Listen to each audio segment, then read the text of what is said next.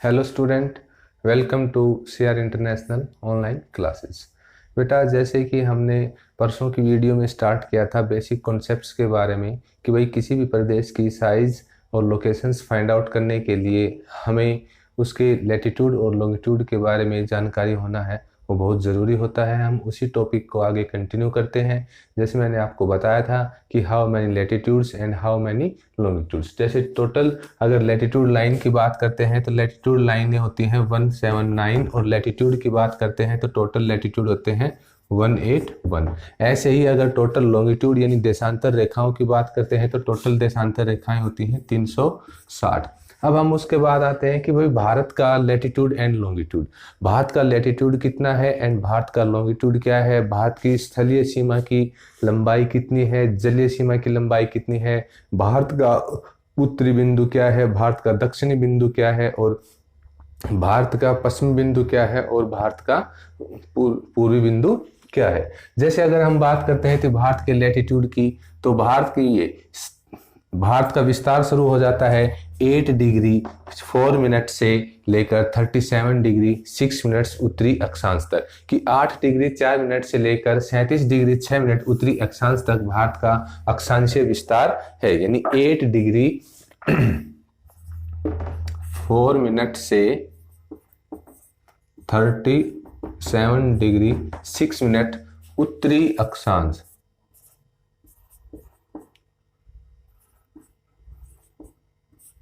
ठीक है, कि 8 डिग्री इधर 8 डिग्री 4 मिनट उत्तरी अक्षांश से 37 डिग्री 6 मिनट उत्तरी अक्षांश तक भारत का अक्षांशीय विस्तार है। अगर हम भारत के अक्षांशीय विस्तार की बात करते हैं तो 30 डिग्री अक्षांश, 30 डिग्री भारत का अक्षांशीय विस्तार है।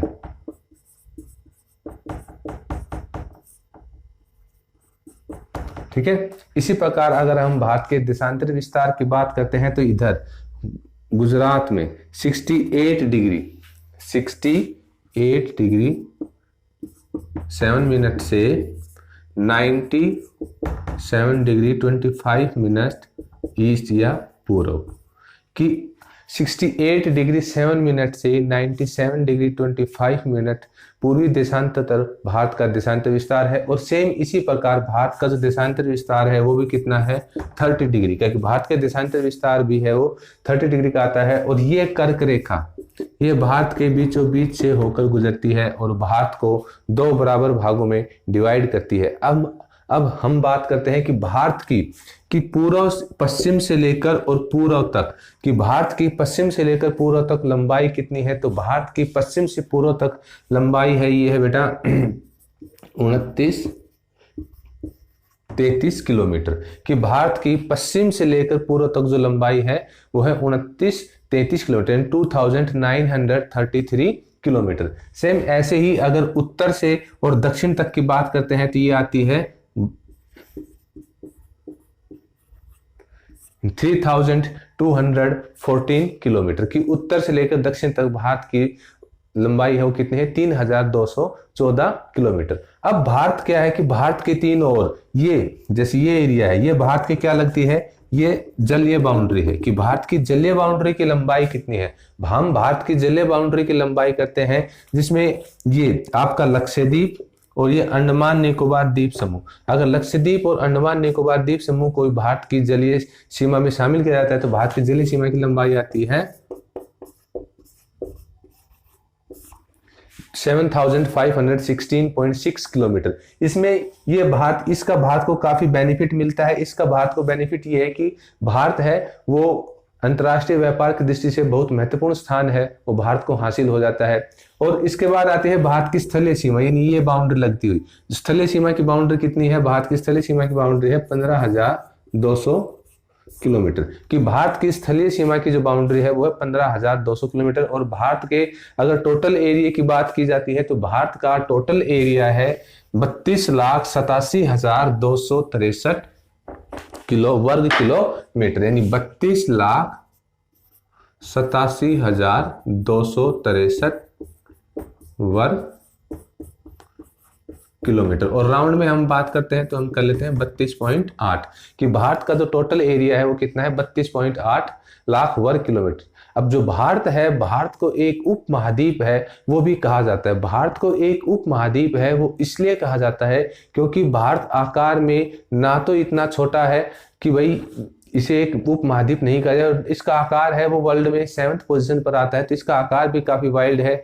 और दूसरा क्या है कि भारत के तीनों तरफ ये जलीय बाउंड्री लगती है, ठीक है, और इधर हिमालय रेंज लगती है, हिमालय पर्वत है। हिमालय पर्वत होने के कारण भारत जो है वो रेस्ट ऑफ द वर्ल्ड से एक कटा फटा अलग सा महाद्वीप है वो दिखाई देता है, इसलिए भारत को एक उप महाद्वीप है वो कहा जाता है। जो हिमालय पर्वत है ये भारत के लिए बहुत बेनिफिशियल है क्योंकि ये एक नेचुरल बाउंड्री की तरह, एक नेचुरल दीवार की तरह खड़ा है जो उत्तर से साइबेरिया से आने वाली जो ठंडी पवनें होती हैं उनको भारत में आने से रोकता है और भारत के टेम्परेचर को ठंडा होने, सर्दियों में ठंडा होने से बचाता है। दूसरा क्या होता है कि ये अरब सागर से ये मानसून पवनें जो केरल के तट के ऊपर जाती हैं, ये मानसून पवनें यू टर्न मारती हैं और फिर हिमालय के साथ साथ ऐसे घूम जाती हैं कि यू टर्न मारती हैं, हिमालय के साथ ऐसे घूमती हैं।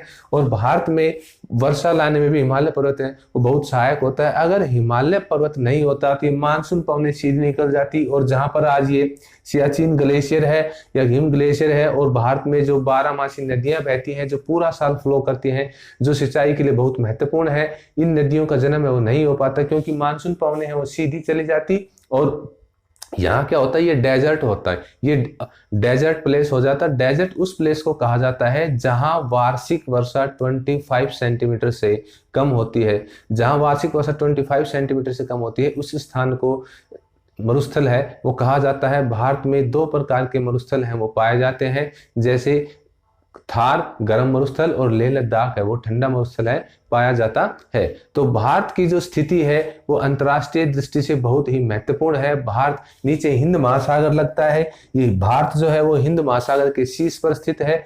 हिंद महासागर के शीर्ष पर स्थित होने के कारण भारत का अंतर्राष्ट्रीय व्यापार की दृष्टि से बहुत ही महत्वपूर्ण स्थान है क्योंकि विश्व के ज्यादातर जो सी रूट्स होते हैं वो भारत से होकर ही गुजरते हैं। इसलिए भारत की जो मुंबई बंदरगाह है वो सबसे व्यस्त बंदरगाह है और सबसे बिजी बंदरगाह है, इसलिए भारत की जो स्थान है और आकार है वो काफी महत्वपूर्ण है।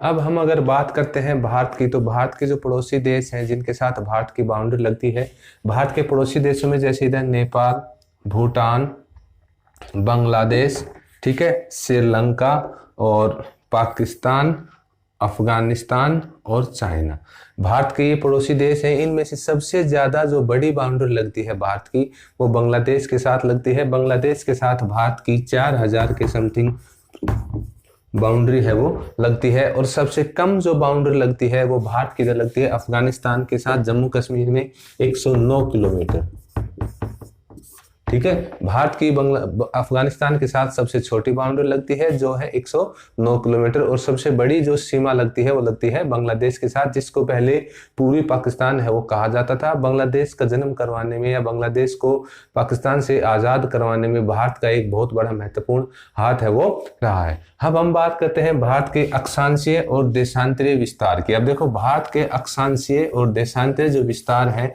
उसमें लगभग 30 डिग्री का अंतर है वो आता है, यानी इधर से ये 30 डिग्री देशांतरीय विस्तार,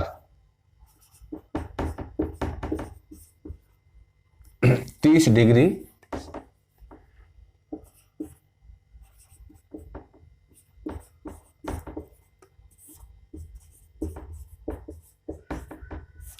भारत का 30 डिग्री का देशांतरीय विस्तार है। 30 डिग्री के देशांतरीय विस्तार का क्या हुआ कि जैसे 1 डिग्री देशांतर को पार करने में 4 मिनट का समय लगता है।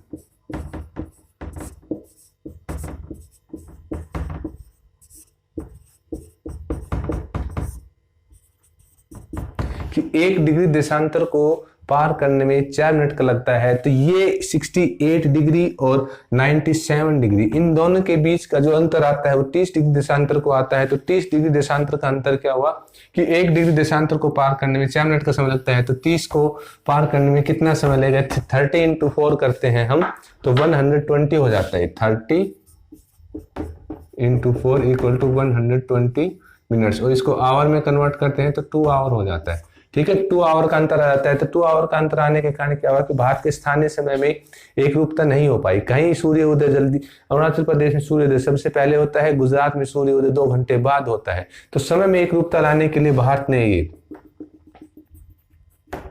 82 डिग्री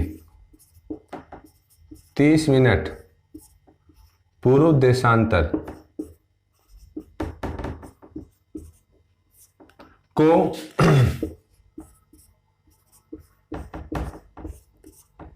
अपनी मानक रेखा स्वीकार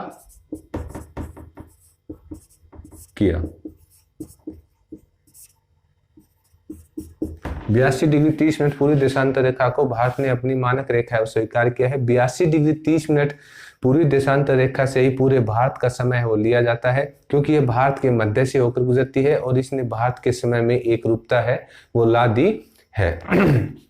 भारत के समय में एक रूपता ला दी है, क्योंकि क्या हुआ कि यहाँ पर सूर्य उदय 2 घंटे बाद हो रहा है, यहाँ पर सूर्य उदय 2 घंटे लेट हो रहा है। इससे भारत के स्थानीय समय में काफी एक भिन्नता आ रही थी। उस भिन्नता को दूर करने के लिए, या वो डाइवर्सिटी थी, उस डाइवर्सिटी को दूर करने के लिए भारत ने 82 डिग्री 30 मिनट पूरी देशांतर रेखा को अपनी IST इंडियन स्टैंडर्ड टाइम है रेखा है वो स्वीकार किया है, और उसी के अनुसार पूरे भारत का समय है वो लिया जाता है। सेम अगर हम ऐसे ही देशांतर रेखाओं की बात करते हैं तो देशांतर अंतर भी भारत का 30 डिग्री का ही आता है। हम राउंड फिगर में बात करते हैं तो देशांतर जो अंतर है वो 30 डिग्री का ही आता है।